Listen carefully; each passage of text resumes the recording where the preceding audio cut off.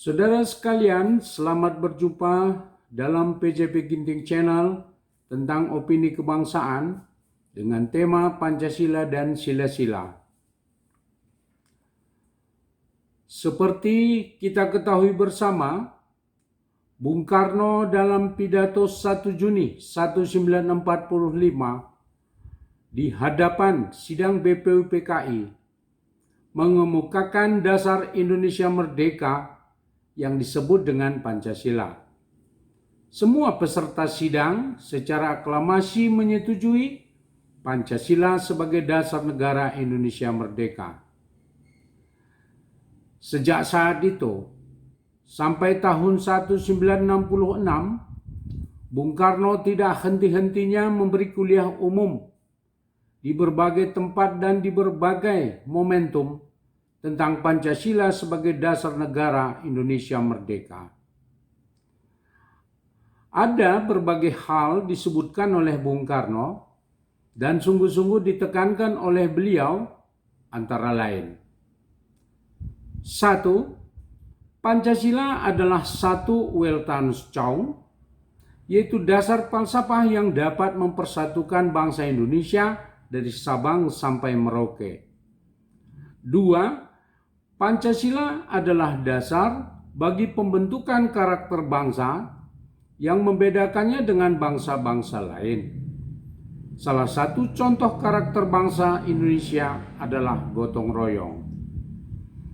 3. Pancasila dalam kehidupan bangsa dan negara Indonesia tidak hanya sebagai pernyataan kemerdekaan Amerika ataupun manifesto komunis Uni Soviet, tetapi jauh di atas dari keduanya yang menjadi dasar dari inspirasi perjuangan revolusi dunia.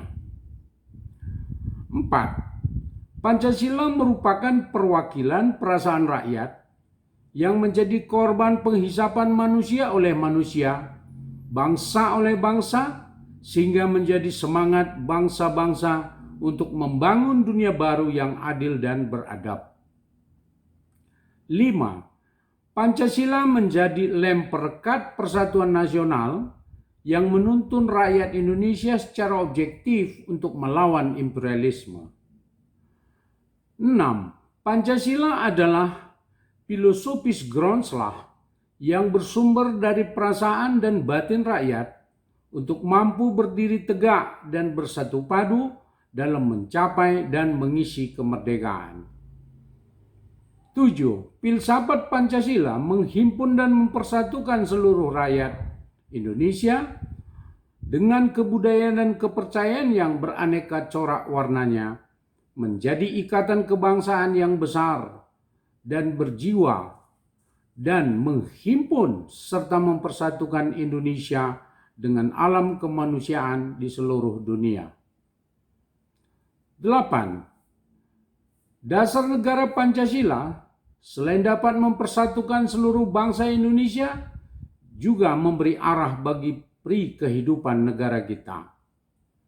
9. Negara yang berdasarkan Pancasila ialah negara yang harus mengerti bahwa negara itu selalu bersifat dinamis. Pancasila harus menjadi tuntunan dinamis ke arah mana rakyat, bangsa dan negara digerakkan. 10. Pancasila adalah dasar-dasar asli daripada proklamasi kemerdekaan, cita-cita dasar revolusi nasional, persatuan bangsa dan negara. Penyimpangan terhadap dasar-dasar asli tersebut akan menghasilkan berantakannya revolusi nasional bangsa dan negara. Opini kebangsaan saya terhadap pernyataan di atas bahwa kita harus menggugah kembali kesadaran kita bahwa Pancasila harus dapat diimplementasikan secara nyata dalam kehidupan bermasyarakat, berbangsa, dan bernegara. Pancasila tidak boleh berhenti hanya sebatas slogan dalam pidato-pidato para pejabat pemerintahan. Pancasila harus menjiwai dalam setiap pengambilan kebijakan dan pelaksanaannya dalam memadukan masyarakat, bangsa, dan negara. Saudara sekalian, sekarang kita lanjutkan sila pertama, yaitu ketuhanan yang Maha Esa.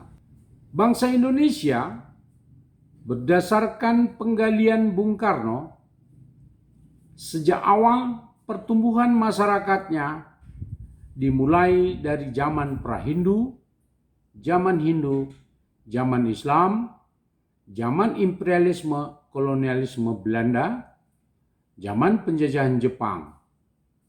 Ditemukan mutiara ketuhanan. Dalam rasa ketuhanan menjadi karakter dasar dari manusia Indonesia.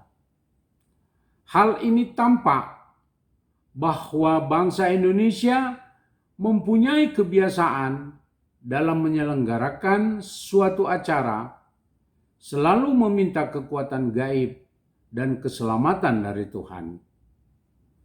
Kebiasaan masyarakat selalu berusaha mencari dan menemukan Tuhan dengan berbagai macam cara. Pergi ke pohon-pohon besar, pergi ke batu-batu besar, pergi ke pantai-pantai, pergi ke pura, kelenteng, masjid, gereja, semua dalam usaha mencari Tuhan. Begitulah tampak nyata dalam kehidupan bangsa Indonesia untuk menyalurkan rasa ketuhanan. Bangsa Indonesia selalu rindu untuk menemukan Tuhan. Itulah karakter bangsa Indonesia. Bung Karno menegaskan, salah satu karakter bangsa kita, corak jiwa kita, baik di zaman Saf keempat maupun Saf ketiga, Saf kedua, Saf ke-1, bahwa bangsa Indonesia selalu hidup dalam alam pemujaan daripada sesuatu hal yang kepada hal itu ia menaruh segenap harapan kepercayaannya. Secara sosiologis, manusia berkembang, berubah dan bertumbuh secara dialektika. Masyarakat manusia sejak zaman gua sampai zaman teknik modern industri selalu berpengaruh pada corak berpikir dan kepercayaan masyarakatnya dan berpengaruh pada cara hidupnya. Umumnya, manusia di segala zaman ingin mendapatkan perlindungan serta rasa aman dalam cara hidupnya. Tetapi tidak semua manusia memiliki kemampuan untuk menimbulkan rasa aman dalam dirinya. Dalam hal itulah, manusia mempercayai kekuatan di luar dirinya yang dianggapnya sebagai kekuatan dahsyat yang dapat melindunginya. Dalam hal inilah manusia bergantung kepada Tuhan dan negara untuk melindunginya dari perasaan tidak aman. Pandangan manusia tentang Tuhan selalu berubah-ubah, mulai dari kepercayaan manusia pada kekuatan alam seperti guntur sebagai Tuhannya. Selanjutnya pada zaman yang lain, manusia percaya kepada binatang sebagai Tuhannya, karena binatang sering memberi kehidupan kepada manusia. Selanjutnya masyarakat manusia menempatkan wanita sebagai Tuhannya pada saat wanita mulai bercocok tanam untuk memberi hidup kepada manusia. Tetapi pada zaman yang lain, manusia menempatkan Tuhan sebagai perwujudan binatang berbentuk manusia. Pada tingkat berikutnya, manusia mengenal Tuhan sebagai gaib, di mana manusia memberi posisi penting kepada akal, karena dengan akal manusia dapat membuat mesin uap, membuat kapal laut, membuat kapal udara, dan sebagainya. Jadi, pada tingkat ini, gaibnya akal dipahami sebagai Tuhannya. Pada tingkat industrialisme, pengertian manusia tentang Tuhan bukan hanya gaib, bahkan ada pandangan manusia yang menganggap dirinya sebagai Tuhan. Karena pada tahap ini, manusia sudah mampu membuat petir, telepon, komputer, dan internet. Disinilah manusia menganggap dirinya sebagai Tuhan.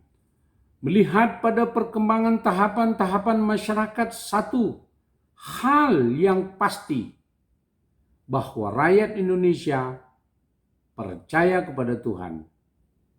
Bangsa Indonesia percaya dan berjuang untuk membangun satu bangsa yang percaya kepada Tuhan Yang Maha Esa. Ketuhanan Yang Maha Esa menjadi pengikat batin bangsa Indonesia untuk bersatu dengan kokoh.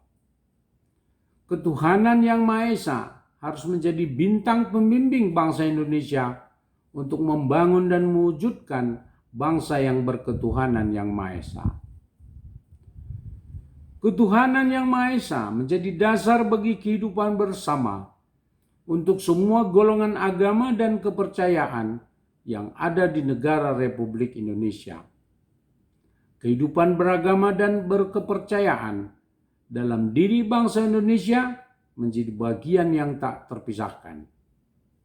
Ketuhanan Yang Maha Esa memberi bimbingan kepada kehidupan beragama dan berkepercayaan seluruh bangsa Indonesia menata kehidupan secara beradab dan toleran. Opini kebangsaan saya terhadap ketuhanan Yang Maha Esa dan hidup beragama dan berkepercayaan harus diimplementasikan setara dan sejajar dan dilindungi oleh konstitusi dan perundangan negara Kesatuan Republik Indonesia. Saudara, kita masuk ke sila yang kedua. Pri kemanusiaan atau kemanusiaan yang adil dan beradab. Bung Karno menyebutkan pri kemanusiaan dengan istilah internasionalisme, yang dimaksudkan bahwa pri kemanusiaan itu tidak hanya berlaku bagi bangsa Indonesia, namun berlaku juga untuk seluruh umat manusia. Hal ini dimaksudkan oleh Bung Karno untuk menekan chauvinisme yang menghinggapi masyarakat kapitalis yang tumbuh di Eropa, yang beranggapan bahwa bangsanya yang paling beradab sejagat dan bangsa lain tidak sederajat dengannya. Bung Karno membedakan kemanusiaan dan peri kemanusiaan, di mana kemanusiaan diartikan alam manusia yang secara evolusionistis mengalami pertumbuhan secara terus-menerus mengenai jumlah dan kecakapan yang dihasilkannya. Sedangkan peri kemanusiaan adalah hasil kegiatan hati nurani manusia yang bertumbuh pada evolusi kemanusiaan, berkembang sesuai dengan pertumbuhan alam manusia. Pertumbuhan kemanusiaan selalu menjadi tantangan agar terlahir konsep pri kemanusiaan. Sejak semula, Bung Karno dalam menggali Pancasila selalu memprioritaskan rakyat Indonesia untuk bersatu, bisa hidup rukun dalam satu bangsa. Persatuan dan kerukunan hidup bersumber dari falsafah hidup Pancasila. Oleh karena itu, sila pri kemanusiaan atau kemanusiaan yang adil dan beradab tidak hanya menjadi pedoman yang kering, tetapi ia mengalir dalam satu jiwa, yaitu jiwa rakyat Indonesia. Jiwa rakyat Indonesia harus dibangun dan ditumbuh kembangkan dari sila pri kemanusiaan atau kemanusiaan yang adil dan beradab. Sila kemanusiaan yang adil dan beradab berwujud nyata dalam jiwa gotong royong yang tinggi, rasa ketuhanan yang tinggi, dan rasa tolong-menolong dalam kemanusiaan.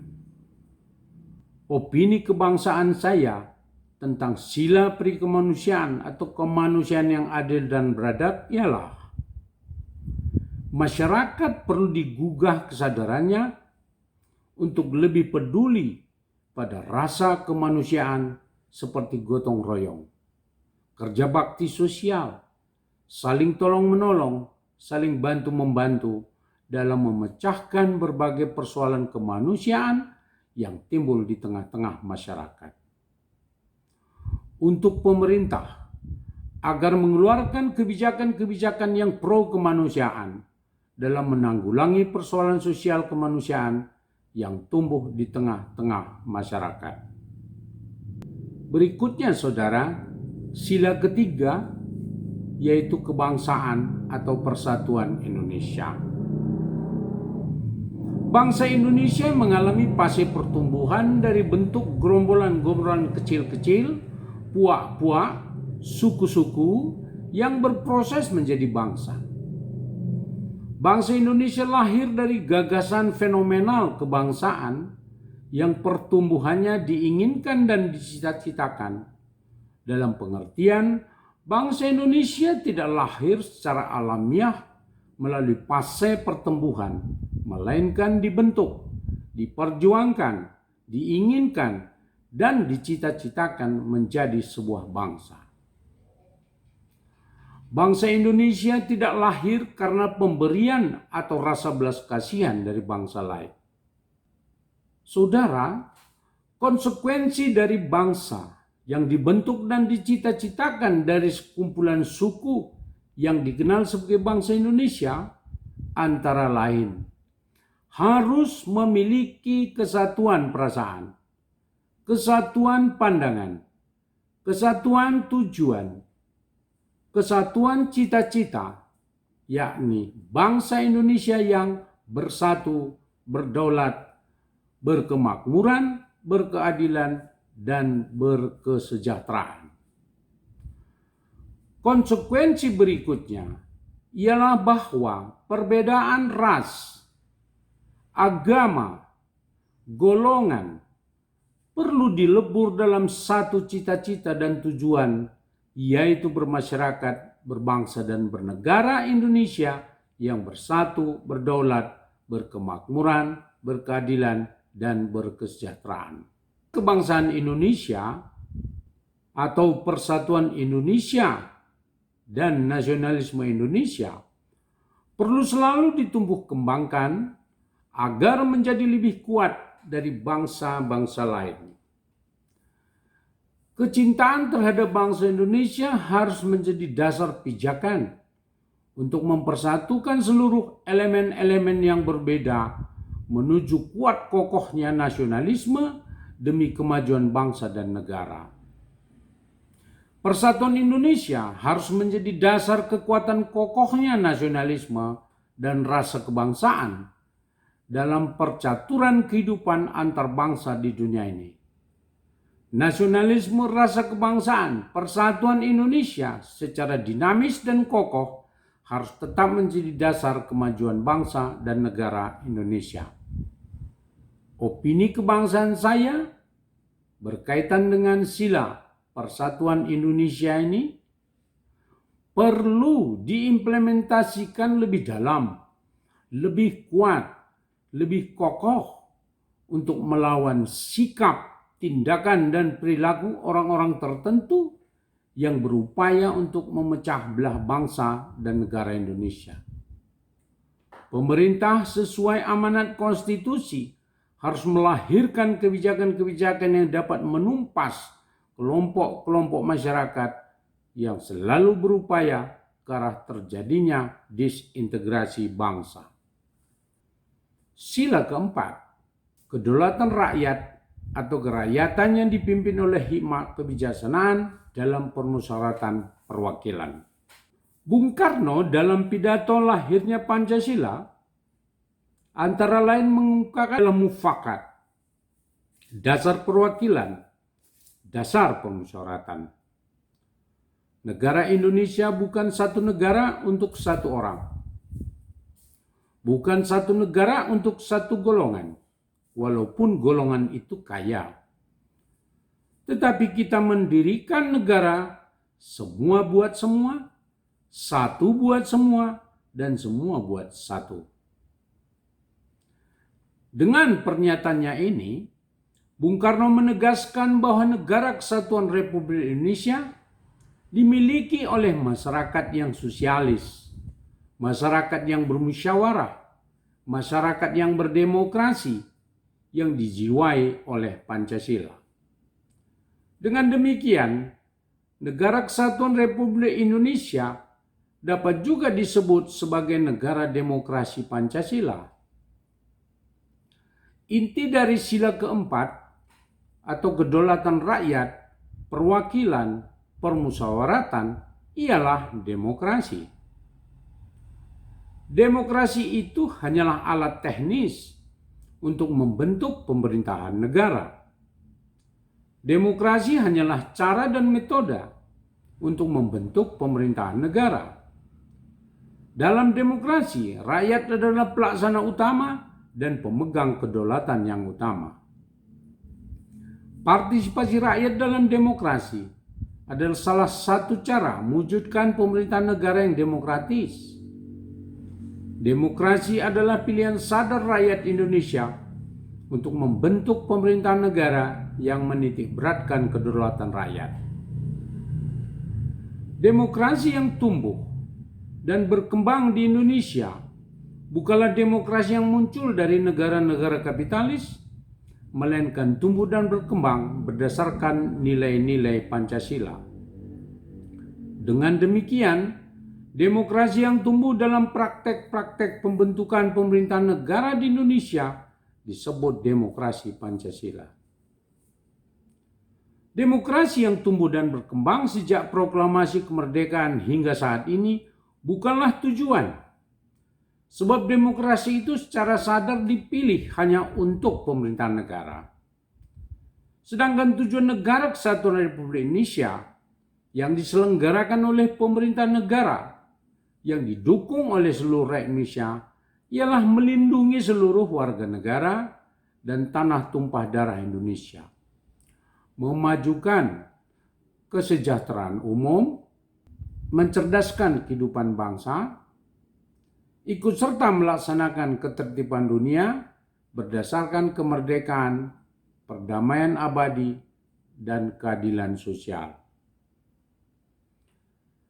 Dalam praktik demokrasi di Indonesia, sering terjadi penyimpangan yang tidak sesuai lagi dengan nilai-nilai Pancasila. Praktik demokrasi yang berlangsung sebagian besar telah mengadopsi demokrasi yang berlangsung di negara-negara barat. Praktek demokrasi yang berdasarkan Pancasila lebih mengutamakan musyawarah untuk mencapai mufakat. Kini dalam kenyataannya sudah lebih mengutamakan kekuatan pemungutan suara atau votes. Akibatnya, kelompok masyarakat yang memiliki jumlah votes kecil dalam kehidupan praktek politik kenegaraan kerap kali diabaikan. Opini kebangsaan saya bahwa praktek pelaksanaan sila keempat, yaitu kerakyatan atau demokrasi, sudah lebih berat diterapkan demokrasi barat daripada demokrasi Pancasila. Oleh karena itu perlu kita kembali kepada praktek demokrasi Pancasila, yaitu musyawarah dan mufakat. Pemerintah bersama-sama dengan lembaga perwakilan perlu memperbaiki peraturan perundang-undangan yang kurang sesuai dengan demokrasi Pancasila. Saudara sekalian, sila kelima yaitu keadilan sosial atau keadilan sosial bagi seluruh rakyat Indonesia. Bung Karno dalam tulisannya Jembatan Emas dalam Mencapai Cita-Cita menegaskan, apakah kita mau Indonesia merdeka yang kaum kapitalnya merajalela, ataukah yang semua rakyatnya sejahtera, yang semua orang cukup pakaian, hidup dalam kesejahteraan, merasa dipangku oleh Ibu Pertiwi yang cukup memberi sandang pangan kepadanya. Keadilan sosial bagi seluruh rakyat Indonesia adalah tujuan akhir dari seluruh rakyat Indonesia dari Sabang sampai Merauke. Keadilan sosial bagi seluruh rakyat Indonesia adalah muara dari seluruh tujuan negara, yaitu merdeka, aman, damai, makmur, sejahtera, dan adil. Tujuan negara harus diarahkan pada upaya pencapaian keadilan sosial bagi seluruh rakyat Indonesia. Saudara, fenomena kemakmuran, keamanan, kedamaian, keadilan, kesejahteraan yang hanya tumbuh berkembang pada kelompok orang tertentu saja, sedangkan rakyat kebanyakan tidak memiliki rasa aman, damai, makmur, sejahtera, merupakan pengkhianatan terhadap tujuan dan cita-cita negara, yakni keadilan sosial bagi seluruh rakyat Indonesia. Keadilan sosial bagi seluruh rakyat Indonesia yang dirumuskan dalam Undang-Undang Dasar 1945 adalah satu tujuan sosial yang revolusioner sebagai antitesa terhadap sistem penindasan dan penghisapan kolonialisme dan imperialisme. Dengan demikian, keadilan sosial merupakan gerak simultan yang progresif dalam penyelenggaraan tatanan negara. Keadilan sosial adalah suatu kerja secara kolektif menuju tatanan adil dan makmur berkeadilan sosial yang di dalamnya tumbuh persemaian tentang modernitas hidup untuk semua orang. Tidak ada lagi penindasan dan penghisapan dari satu kelompok terhadap kelompok yang lain. Untuk mewujudkan masyarakat yang berkeadilan harus sungguh-sungguh diupayakan bersama. Kita tidak bisa menunggu seperti datangnya gerhana matahari. Begitu juga kita tidak bisa menunggu jatuhnya embun di malam hari dari langit. Keadilan sosial haruslah menjadi hasil perjuangan seluruh rakyat Indonesia. Keadilan sosial bagi seluruh rakyat Indonesia harus menjadi dasar aspirasi dan inspirasi untuk meningkatkan taraf hidup bangsa Indonesia ke taraf yang lebih tinggi dari waktu ke waktu. Keadilan sosial bagi seluruh rakyat Indonesia harus berubah positif dari satu tingkat ke tingkat yang lebih tinggi. Keadilan sosial bagi seluruh rakyat Indonesia adalah pergerakan dinamis yang nyata, bukan utopia yang berdiri di atas lautan angan-angan. Konsep-konsep dan pelaksanaan keadilan sosial yang hanya memupuk angan-angan adalah bentuk pengkhianatan terhadap wujud nyata keadilan sosial bagi seluruh rakyat Indonesia. Keadilan sosial harus menjadi pergerakan yang dinamis bagi semua potensi bangsa, tanpa memandang kelas sosial, baik kaum buruh dan tani, para guru dan pengusaha, para pemuda, para cendekiawan dan agamawan, semua harus bersatu padu memberikan sumbangsi ke arah terwujudnya peningkatan keadilan sosial bagi seluruh rakyat Indonesia. Opini kebangsaan saya dalam merespon sila keadilan sosial bagi seluruh rakyat Indonesia ialah menempatkan dan memperlakukan semua anak bangsa dalam posisi dan nilai yang sama. Kesempatan dalam berkarya, kesempatan dalam berkreativitas, kesempatan dalam berusaha, mengembangkan potensinya masing-masing menuju peningkatan keadilan sosial perlu didukung oleh kebijakan-kebijakan pemerintah yang memungkinkan peluang-peluang tersebut dapat terlaksana.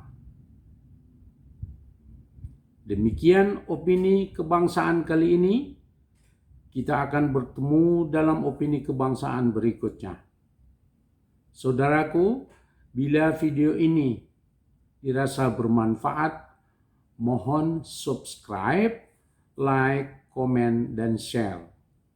Terima kasih.